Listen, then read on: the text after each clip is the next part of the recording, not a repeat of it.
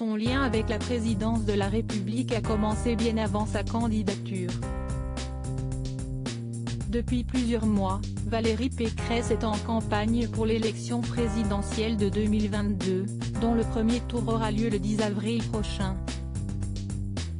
Plus que quelques jours donc pour cette native de Neuilly-sur-Seine, de faire ses preuves et séduire les derniers indécis qu'elle pourrait amener à voter pour elle. Forte de son parcours en politique, si estie comme enseignante que l'épouse de Jérôme Pécresse a débuté, à l'Institut d'études politiques à Paris. En 1997, elle entre au service d'un président de la République en tant que conseillère. Jacques Chirac.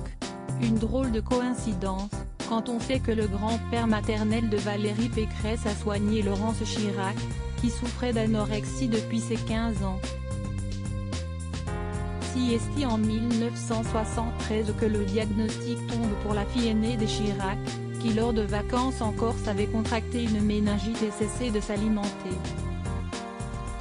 Suivront ensuite plusieurs années de bataille contre la maladie, liée à l'absence du père selon certains médecins, lors desquelles elle a été suivie par Louis Bertagna, psychiatre spécialisé dans le traitement pour les dépressions.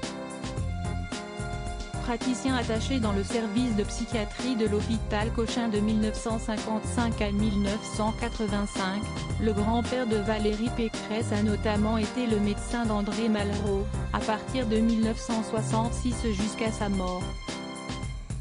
Valérie Pécresse inspirée par son grand-père malheureusement, si le médecin visionnaire décrit par Valérie Pécresse qui était raide dingue lui a aidé un grand nombre de patients, pour Laurence Chirac, l'anorexie finira par prendre le dessus jusqu'à ce 14 avril 2016, où elle s'est éteinte des suites d'un malaise cardiaque. Toutefois, si elle n'a pas choisi la même voie que son grand-père, la candidate LR nourrit avec lui une ambition commune. J'ai grandi avec cette idée de vouloir réparer les âmes. La politique, si estie aussi apporter son aide aux plus fragiles, avait-elle ainsi confié à Closer, tandis qu'elle a été témoin, plus jeune, de scènes déchirantes dans le cabinet de Louis Bertagna, où elle se rendait tous les jours. Loading Widget.